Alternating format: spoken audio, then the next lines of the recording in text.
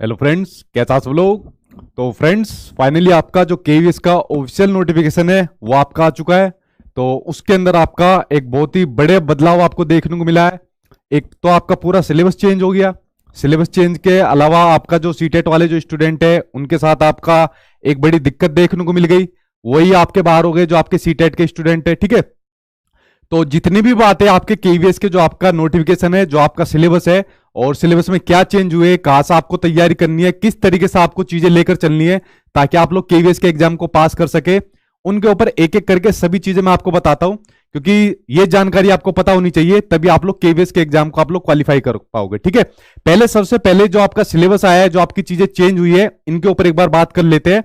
और जो जो बदलाव हुए उनके ऊपर बात कर लेते हैं, बाद में आएंगे बाकी चीजों के ऊपर, ठीक। जैसे कि आप लोग सामने स्क्रीन के ऊपर देख रहे हो, तो मैंने अपना जो खोला हुआ है सामने, ये जो आपका एडवर्टीजमेंट नंबर आपका 16 आया है, इसके अंदर जो आपका बदलाव देखने को मिला है, पहले उसके ऊपर बात करते हैं। तो सामने आपको अपनी स्क्रीन पर दिख रहा है, ये आपको मैंने आपका पीआरटी का खोला हुआ है, जो आपका पीआरटी का एडवर्टीजमेंट नंबर आया हुआ है। तो आपको पता ही है भाई, पेपर जो आपका होगा आपका सीबीटी मोड पर होगा, यानी पेपर आपका जो आपका केवीएस का इस बार होने वाला है आपका ऑनलाइन होने वाला है। ये भी मैं आपको बताऊंगा पेपर आपका किस महीने में होगा, इसकी भी डेट भी मैं आपको बताऊंगा। सभी चीजें एक एक करके मैं आपको बताने वाला हूं, ठीक है। उसके अलावा पेपर आपका ऑनलाइन होगा और आपकी वैकेंसी भी आपको दी हुई है, जो आपका एम्प्लॉयमेंट न्यूज के अंदर आया था, जिसके बारे में मैंने आपको बताया भी था। तो उसके अंदर आपकी जो वैकेंसी भी दी हुई है, सेम आपकी वैकेंसी है, 6414 आपकी वैकेंसी है। बट ये आपकी टेंटेटिव होती है, जो आपकी घट बढ़ सकती है, बढ़ने की संभावना ज्यादातर नहीं होती, घटने की संभावना रहती है। ये मैंने उस वीडियो में भी आपको बताया था। तो 6014 आपकी वैकेंसी है, जो आपकी पीआरटी की है, और सेम एज इट इज आपकी ऐसी है जैसे आपके टीजीटी पीजीटी के जो आपके एम्प्लॉयमेंट न्यूज के अंदर आपको दी हुई थी, ठीक। उसके अलावा बात करें बाकी इसके अंदर डिटेल की बात करें, तो उसके अंदर बात कर लेते हैं। तो कौन कौन इसके लिए एलिजिबल होगा, क्या क्या एज का क्राइटेरिया होता है, उसके ऊपर बात कर लेते हैं। देखिए, अगर मैं बात करूं एज के क्राइटेरिया की बात अगर बात करूं, चाहे आपका पीआरटी हो, टीजीटी हो, पीजीटी हो, एक्सवाईजेड कोई भी आपकी पोस्ट हो, तो एज के अंदर कोई भी बदलाव देखने को नहीं मिला। जैसा आपके सामने स्क्रीन पर अगर आपको दिख रहा है, तो पीआरटी के लिए जो एज चाहिए होती है वो चाहिए होती है 30 साल की एज चाहिए होती है। अगर मैं बात करूं टीजीटी की, तो उसमें 35 साल चाहिए, पीजीटी के लिए आपकी 40 साल एज चाहिए।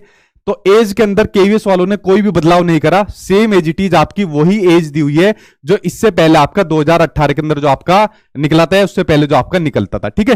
तो एज के अंदर आपका कोई भी बदलाव आपको देखने को नहीं मिला। उसके अलावा बात करें आपकी इसके अंदर जो आपकी क्वालिफिकेशन चाहिए, उसके अंदर भी भाई आपका कोई भी बदलाव नहीं है, सेम आपकी वही क्वालिफिकेशन है जो इससे पहले आपको चाहिए होती है। जैसे 2018 में एक बदलाव देखने को मिला था कि जो स्टूडेंट, ये क्या आ गया, जिन्होंने अपना डीएलएड वगैरह किया है, तो जो भी अपना कोर्स किया है वो इसके लिए अप्लाई कर सकते हैं। लेकिन 2018 से बीएड वालों को भी पार्ट 1 के लिए यानी पीआरटी के लिए एलिजिबल कर दिया था, तो वो भी इस बार इसके लिए अप्लाई कर सकते हैं। बट इस बार इसके अंदर एक कंडीशन को रख दिया गया, एक शर्त रख दी गई कि जो बीएड वाले अप्लाई करेंगे उनका जो आपका जो क्राइटेरिया है, जो एलिजिबिलिटी है, वो रहेगी आपके सुप्रीम कोर्ट के डिसीजन के अकॉर्डिंग रहेगी। जो आपका डिसीजन आने वाला है 14 दिसंबर को, 14 दिसंबर को सुप्रीम कोर्ट के अंदर आपका डिसीजन आएगा। जो आपका बीएड और डीएलएड का चल रहा है, क्या पता डिसीजन आ जाए और क्या पता अगली डेट मिल जाए, उसके ऊपर कुछ भी कहना भी पॉसिबल नहीं है। तो बीएड वाले फिलहाल आप दोनों ही पेपर के अंदर आप अप्लाई कर सकते हो, पीआरटी और टीजीटी दोनों में अप्लाई कर सकते हो, ठीक है। तो इसके अंदर भी कोई बदलाव देखने को नहीं मिला। अभी जो मेन बदलाव आने वाले उसके ऊपर बात करेंगे, जो बड़े बदलाव देखने को मिलेंगे। तो एज के अंदर किसी भी तरीके का कोई भी बदलाव देखने को नहीं मिला। हालांकि जो बच्चे ओवर एज हो गए उनके लिए यहां पर कोई भी चीज देखने को नहीं मिली है, उनको जरूर मौका मिलने चाहिए था, लेकिन नई चीज देखने को नहीं मिली, ठीक है। तो ये बात हो गई आपकी कि आपकी जो एज है उसमें कोई भी बदलाव नहीं देखने को मिला। सेम जो आपका रिलैक्सेशन मिलता था, वो भी रिलैक्सेशन सेम आपका ऐसे ही है जैसा आपका पहले दिया होता था। भाई अगर कोई स्टूडेंट एससी एसटी कैटेगरी का है तो उसको 5 साल का रिलैक्सेशन मिल जाएगा। अगर कोई ओबीसी कैटेगरी का स्टूडेंट है तो उसको 3 साल का मिल जाएगा। जो महिलाओं को अलग से रिलैक्सेशन मिलता है केवीएस के अंदर, वो मिलता है आपका 10 साल का रिलैक्सेशन मिलता है। भाई वैसे क्या है, जैसे मान लीजिए पीआरटी की पोस्ट है तो 30 साल की आपका जो स्टूडेंट है वो इसके अंदर अप्लाई कर सकता है, बट महिलाओं को अलग से प्लस 10 साल का रिलैक्सेशन मिलता है, यानी महिलाएं 30 प्लस 10 यानी 40 साल तक इसके लिए अप्लाई कर सकती है। अगर कोई मान लीजिए ओबीसी से महिला आती है तो 40 प्लस इसमें 3 साल और जोड़ दो यानी 43 साल तक कर सकती है, ठीक है। तो महिलाओं को 10 साल का अलग से जो रिलैक्सेशन मिलता है वो उनका सेम एज इट इज आपका बना हुआ है। तो एज के संबंध में जो आपका क्राइटेरिया था जैसा पहले था सेम एज इट इज अभी भी आपका वैसा ही बना हुआ है।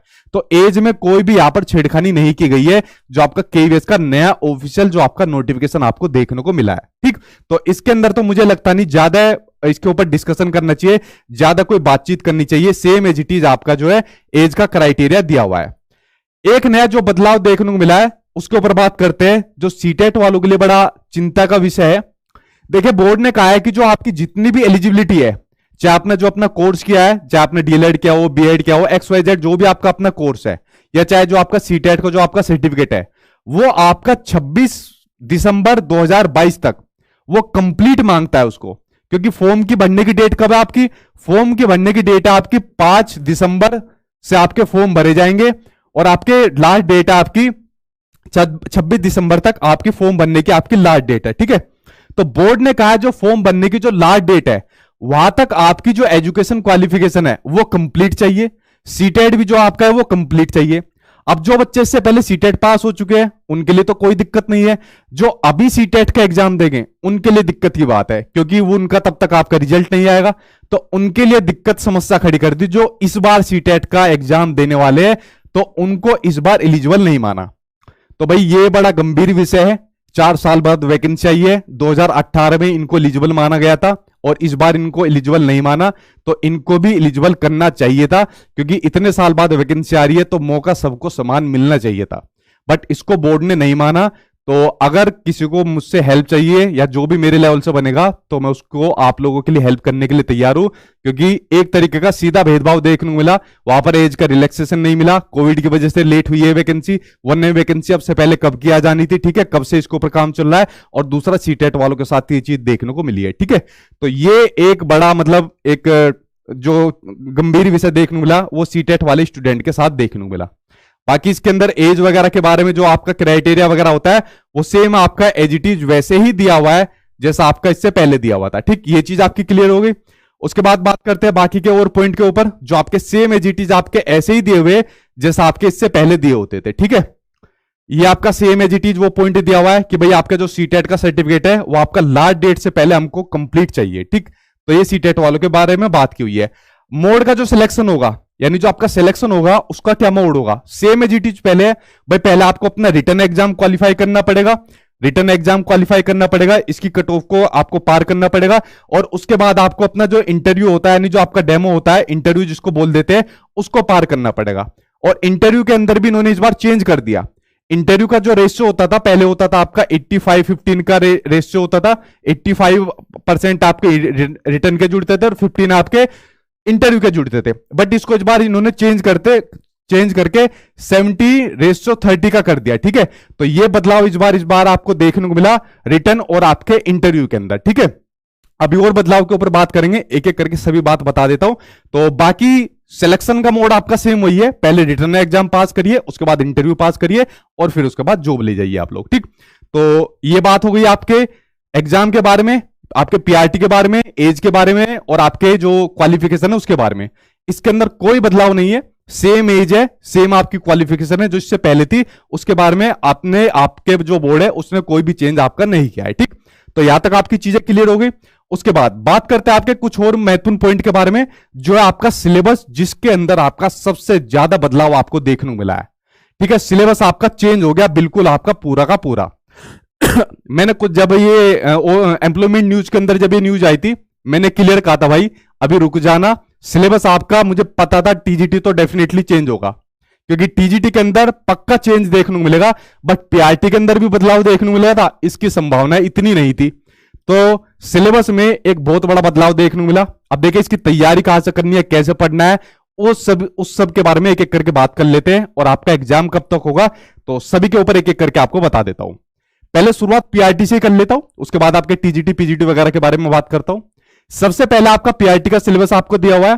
पेपर अब आपका 150 नंबर का नहीं होगा, जो पेपर होगा अब आपका वो होगा अब आपका 180 नंबर का होगा। ठीक है, पेपर अब आपका 180 नंबर का होगा और टाइम भी अब आपको मिलेगा 3 घंटे का, अब आपको टाइम मिलेगा। ठीक है, कितने का मिलेगा टाइम, अब आपको मिलेगा 3 घंटे का, अब आपको टाइम मिलेगा। नेगेटिव मार्किंग जैसी कोई भी चीज आपके एग्जाम में नहीं है कि पेपर के अंदर कोई नेगेटिव मार्किंग आपको देखने को मिलेगी। ठीक है, उसके अलावा ये आपका जो सिलेबस आपके सामने दिया हुआ है इसके अंदर जो आपकी दो लैंग्वेज आपको दी हुई है 20 नंबर के अंदर, 10 नंबर में इंग्लिश आएगी, 10 नंबर में हिंदी आएगी। इसके अंदर बच्चे बहुत कंफ्यूज होते हैं कि हिंदी और इंग्लिश में अलग से पास होना जरूरी है। ऐसा कोई भी रूल नहीं है, ये रूल आपका खत्म हो गया था। इससे पहले रूल हुआ करता था, ठीक है, जब पहले केवीएस की वैकेंसी निकलती थी कि दोनों में पर्टिकुलर पास होना जरूरी था, बट ऐसा कोई भी रूल नहीं है और ये बात कंफर्म है, इसको मानकर चलना, ठीक है, कि इनमें दोनों में अलग अलग पास होना जरूरी होता है। तो 10-10 नंबर की आपकी हिंदी और इंग्लिश आ जाएगी। उसके अलावा बाकी के जो आपके 20 नंबर है, 20 नंबर में आपके 3 सब्जेक्ट आएंगे। एक में आपकी जनरल अवेयरनेस और आपकी करंट अफेयर आएगी, एक में आपकी रीजनिंग एबिलिटी आएगी और एक में आपका कंप्यूटर आएगा, ठीक है। तो कंप्यूटर को 2018 में आपका पहली बार ऐड किया था 10 नंबर के नाम से, बट इस बार इसको कम कर दिया, 5 नंबर का ऐड कर दिया। डिटेल में बात करेंगे एक एक करके कि कितना इसको कम किया है और इसके डिटेल में इसके सिलेबस के बारे में बात करेंगे, ठीक है। तो 20 नंबर में आपकी 2 लैंग्वेज आ गई और 20 नंबर में आपके 3 सब्जेक्ट हो गए, जनरल अवेयरनेस यानी आपकी करंट अफेयर, रीजनिंग और आपका कंप्यूटर हो गया, ठीक है। यहां तक आपका क्लियर हुआ।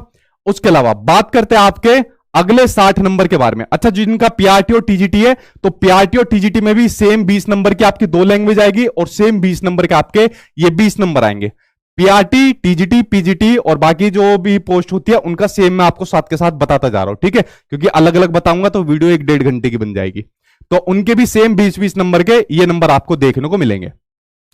अब बात करते हैं आपके पार्ट 3 के बारे में, जो पीआरटी के अंदर पूछा जाएगा 60 नंबर का और टीजीटी और पीजीटी में पूछा जाएगा आपका 40-40 नंबर का पूछा जाएगा, ठीक है।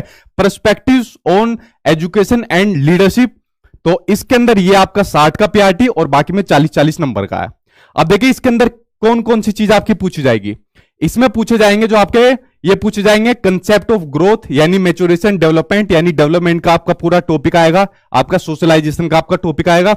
उसके अलावा आपके जो अगला टॉपिक है अंडरस्टैंडिंग टीचिंग लर्निंग का आपका टॉपिक आएगा।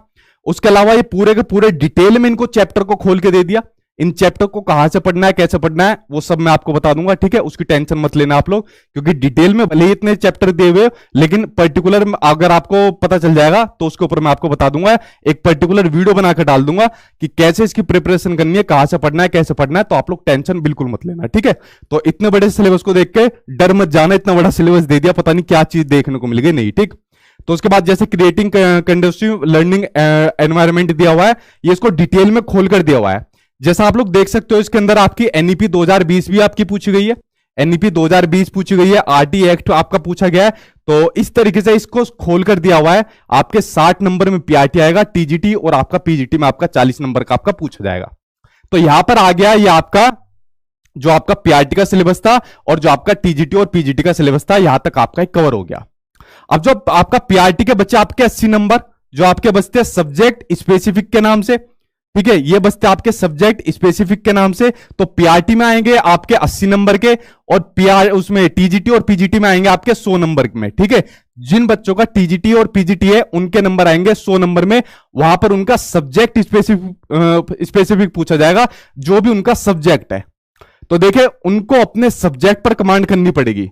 तो सब्जेक्ट के लिए अपने सब्जेक्ट की अभी से कमांड करनी शुरू कर दो। एनसीईआरटी किताबें आज से पढ़ना शुरू कर दो, क्योंकि एनसीईआरटी किताबें ये समझ लेना आपकी सफलता की गारंटी बन जाएगी। एक एक करके बताऊंगा कैसे कैसे करना है, पहले थोड़ा इसके ऊपर बात कर लेता हूं। तो ये चीज आपने समझ ली कि यहां तक जो आपका सिलेबस है। अब जो आपका ये 80 नंबर का जो आपका ये सब्जेक्ट स्पेसिफिक सिलेबस है, इसके ऊपर एक बार बात करता हूं। तो इसके अंदर आपको क्या क्या करना है इसके ऊपर बात करता हूं। बाकी आपका वेटेज है 70-30 का जो वेटेज है, जो मैंने आपको बताया, पहले रिटर्न एग्जाम क्वालिफाई करिए, फिर इंटरव्यू दीजिए। 70% आपके रिटर्न के, 30% आपके इंटरव्यू के आपके लिए जाएंगे, ठीक है। तो इसके ऊपर बात करते हैं। जो 80 नंबर का आपका सब्जेक्ट स्पेसिफिक है, ये बहुत नीचे आपको दिया हुआ है, लगभग आपके 80वें आपके पेज पर है। इसके ऊपर एक बार बात कर लेता हूं, ठीक है। देखता हूं भाई ये सबसे नीचे तक जाएगा या नहीं जाएगा। 80वां पेज, 80 पेज, 80 आ जा, जल्दी आ जा भाई।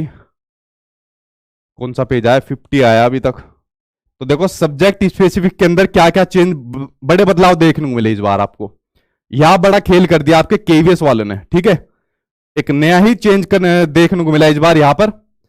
और टीजीटी पीजीटी में आपको कुछ नहीं करना, अपने सब्जेक्ट की अपनी पकड़ बना लो और आपका पेपर आपका पास हो जाएगा। उन्हें बस अपने सब्जेक्ट पर पकड़ बनानी है और कुछ भी करना नहीं है, ठीक है। जो प्राइमरी वाले हैं उनको देखो, उनको यहां पर क्या करना है, उनको नजर डालनी है, वरना टीजीटी पीजीटी वालों को तो भाई अपना सब्जेक्ट पर पकड़ बना लेना, आपका काम हो जाएगा। अब देखो ये आ गया आपके सामने आपका पीआरटी का। पीआरटी में आपको 80 नंबर में आपको क्या दिया हुआ है, इसके ऊपर एक बार नजर डाल लेते हैं।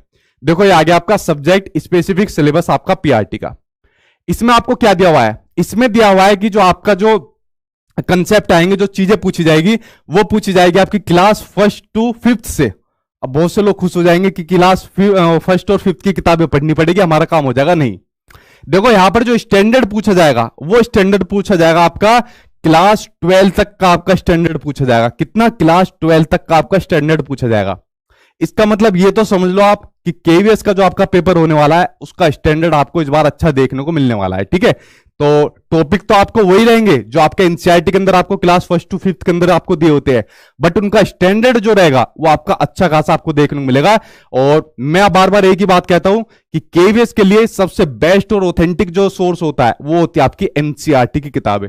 इससे बाहर आपको पढ़ना ही नहीं है कुछ भी। बच्चे दुनिया भर की पता नहीं कौन कौन सी कंपटीशन की किताब पढ़ते रहते हैं। ठीक है, अब देखिए इसके अंदर पहली जो आपकी लैंग्वेज है वो आपकी इंग्लिश दी हुई है। तो इंग्लिश में आपको टोटली आपकी ग्रामर पढ़नी है।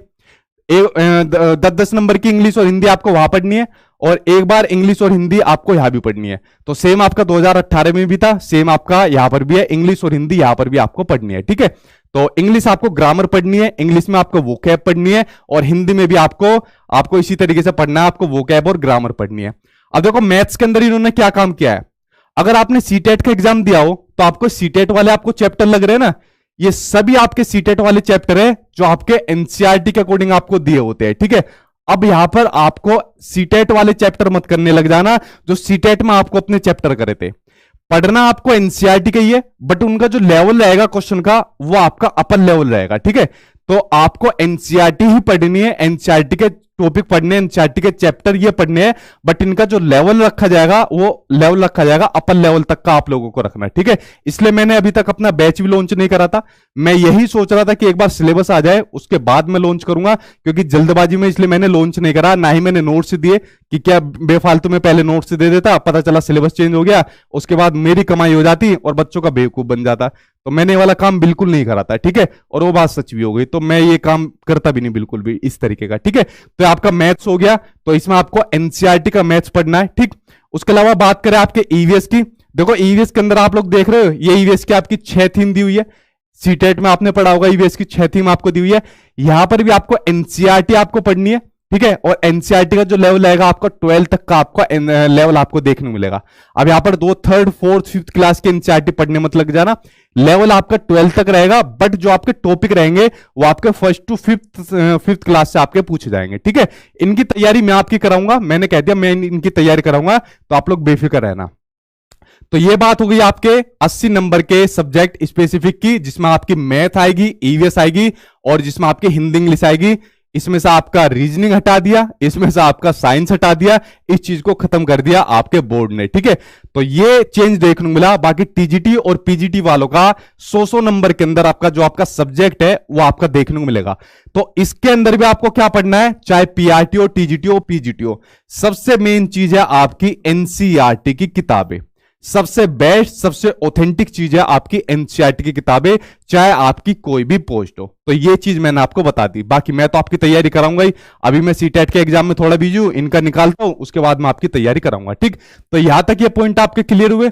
अब कुछ और पॉइंट आपके निकल कर आते हैं, वो कुछ और पॉइंट आपके ये है, इनके ऊपर एक बार बात कर लेते हैं। जैसे कि जो आपका सीटेट वाले हैं, अब इनका क्या होगा भाई, देखिए कुछ ना कुछ तो करते हैं, तो जो भी कुछ मतलब अपने लेवल से बनता है तो करा जाएगा उनके लिए। जो बच्चे अभी अपेयरिंग में नहीं डाल पाए तो उनके लिए प्रॉमिस नहीं कर सकता, बट अपने लेवल से कोशिश जरूर करूंगा जितना भी बन पाएगा। तो सीटेट वालों का अभी कुछ नहीं कह सकता, अभी भी डाउट के अंदर है ये वाला। एग्जाम डेट की अगर मैं बात करूं तो एग्जाम डेट जहां तक है आपका संभावित अगर मानकर चलूं तो अप्रैल के अंदर तक आपका एग्जाम होने की आपकी संभावना है। तो जो आपका केवीएस का एग्जाम है अप्रैल तक होने की उसकी संभावना है। अगर बात करो आपके प्रिपरेशन की, तो देखो मैं तो आपकी तैयारी कराऊंगा ही, तो सीटेट का एग्जाम होने के बाद मैं लग जाऊंगा इसकी प्रॉपर तैयारी कराने में। रही आपके बैच की बात, तो केवीएस का बैच मैं कल या परसों में आपका लॉन्च कर दूंगा। इसलिए मैंने इस बैच को लॉन्च नहीं करा था कि एक बार नोटिफिकेशन आ जाए, एक बार सिलेबस आ जाए, उसके बाद मैं इस बैच को लॉन्च करूंगा। तो मैंने आपसे कहा भी था कि इसकी मिनिमम कॉस्ट मैं रखूंगा, मात्र 900 रुपए इसकी फीस रखी है, और आपको बेस्ट फैकल्टी के द्वारा इसको पढ़ाया जाएगा। मैं खुद उसके अंदर रहूंगा, फैकल्टी के अंदर। तो इस बैच के अंदर मैं आपको पढ़ाऊंगा जो आपका केवीएस के अंदर ये आपको टॉपिक आपको दिए हुए, ठीक है। तो ये रही आपकी तैयारी की बात। तो बेफिक्र रहना, कोई ऐसा नहीं है कि सिलेबस बदल गया तो मतलब बहुत बड़ा बदलाव देखने को मिल गया है या दुनिया भर की चीज आएगी। देखिए हिंदी इंग्लिश आपकी सेम है, रीजनिंग आपकी, रीजनिंग कह रहा हूं, कंप्यूटर जो आपका आता है वो आपका सेम नॉर्मल आपका पूछा जाता है। उसके अलावा जो आपकी या 60 नंबर में आपकी जो पैडागोजिकल के जो आपके क्वेश्चन आपको देखने को मिलेंगे वो आपके मोटे मोटे आपने सीटेट में तैयार करे हुए, थोड़े आपको मैं और बता दूंगा, ठीक है। तो ईवीएस और जो आपका मैथ्स है उसको थोड़ा आपको अपना स्ट्रॉन्ग करना पड़ेगा। तो बाकी जो टीजीटी और पीजीटी है भाई वो अपने सब्जेक्ट पर कमांड कर लेना, क्योंकि आपको अपने सब्जेक्ट पर कमांड खुद ज्यादा करनी पड़ेगी। उसमें मैं इतनी आपकी हेल्प नहीं कर सकता जितना वो आप खुद कर सकते हो, ठीक है। तो टेंशन की बात नहीं है। बाकी कल 8 बजे मैराथन क्लास होने वाली है सीटेट वालों के लिए, क्योंकि मैंने इनसे कहा हुआ है। और कल आपका जो है केवीएस का बैच है, जहां तक इसकी संभावना है कल ये पूरा आपका लॉन्च हो जाएगा। तो इसमें आप लोग अपना एनरोल करके एडमिशन ले सकते हो, और जिसकी क्लास आपकी फिर जल्दी स्टार्ट हो जाएगी, और फिर मैं भी इसमें आपका लग जाऊंगा केवीएस की तैयारी आपकी कराने में। तो देखिए कोई बदलाव इतने नहीं है कि जिसमें आप लोग डर जाए या घबरा जाए कि अब क्या होगा, अब कुछ नहीं होगा। तो आपके पास अभी भी इतना इनफ टाइम है कि अगर आपने अच्छे एफर्ट अभी भी लगा दिए तो आप लोग एग्जाम को पास कर सकते हैं। बाकी मैं अपनी तरफ से जितना मुझसे हो पाएगा, जितना 100% दिया जाएगा, मैं देने को तैयार हूं। बशर्ते आप कितना देते हो ये उसके ऊपर डिपेंड करता है, ठीक है। तो 5 तारीख से आपके फॉर्म बनना आपके स्टार्ट हो रहे हैं, 5 दिसंबर से आपके फॉर्म बनना स्टार्ट हो रहे हैं। तो अपने फॉर्म को अपना भरना स्टार्ट कर दो, और आज से अभी से बल्कि, ठीक है, अभी से अपनी तैयारी स्टार्ट कर दो। जब तक मैं 2-4 दिन इसमें सेटिंग में करता हूं कुछ, जैसे आपके बैच लॉन्च होंगे तो एप्लीकेशन के अंदर जो कुछ अपना सिस्टम वगैरह अपडेट करना होता है उसको करके आपके बैच को लॉन्च कर देता हूं। तो तब तक अपनी प्रिपरेशन आप लोग चालू कर दो, क्योंकि टाइम आपके पास अब बहुत कम बचा है, ठीक है। तो ये थी आपकी केवीएस की जो आपकी महत्वपूर्ण डिटेल थी, जो मैंने आपके साथ शेयर कर दी, और इतना ही जानना आपके लिए जरूरी है। और अपने फॉर्म के अप्लाई करिए, तैयारी में लग जाइए, और बाकी फिर मैं आप लोगों के साथ लग जाऊंगा। और भगवान ने चाहा तो इस बार आपका केवीएस का एग्जाम आप लोग पास करोगे। और 2023 मैंने आपसे कहा हुआ है, 2023 में आप लोग अपने स्कूल के अंदर आप लोग जॉब करते हुए मिलोगे, आपके हाथ में जॉब मिलेगी, गवर्नमेंट जॉब मिलेगी, इतना मैं आपको प्रॉमिस दिलाता हूं, ठीक है, अगर आपने पूरी मेहनत करी तो फ्रेंड्स आज की वीडियो में इतना ही था। कोई क्वेश्चन हो आप लोगों का तो क्वेश्चन पूछ सकते हो, एक एक करके मैं आंसर दे देता हूं। अगर कोई डाउट रह गया है तो वैसे मुझे लगता नहीं है, मोटी मोटी चीजें जितनी होनी चाहिए थी वो आज की वीडियो के अंदर मैंने आपको बता दी है। तो पूछे क्या क्वेश्चन है आप लोगों का, फिर मैं आपका बता देता हूं। एपेयरिंग वालों का, सीटेट एपेयरिंग वालों का मैं देखता हूं मेरे अपने लेवल से क्या बनता है, बट मैं प्रोमिस नहीं कर सकता, ठीक है, क्योंकि मेरी भी इतनी सीमाएं नहीं है कि मैं मतलब कुछ आपको प्रोमिस कर सकूं अपनी तरफ से। तो जितना बनेगा मैं कुछ करूंगा आप लोगों के लिए, ठीक जी। और पूछे क्या क्वेश्चन है जल्दी जी। हाँ, ओबीसी वाले अप्लाई कर सकते हैं इसके अंदर, उससे कोई दिक्कत नहीं है। और पूछिए। मैराथन कल होगी भाई आपकी 8 बजे। कल आप 8 बजे ठीक मेरे यूट्यूब चैनल पर आ जाना। कल आपकी जो मैराथन होगी वो होगी ठीक आपकी 8 बजे सीडीपी की, ठीक है।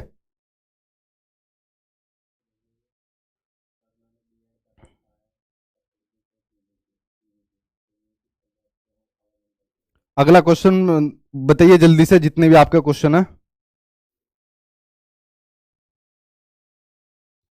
हम्म। आपके क्वेश्चन आपके बहुत अच्छी खासी संख्या में पूछे जा रहे हैं भाई। सीटेट वालों के लिए आप कल पूछना जो भी कुछ है, आज आपका सिर्फ केवीएस का है जो भी आपका है, ठीक है। और पूछिए।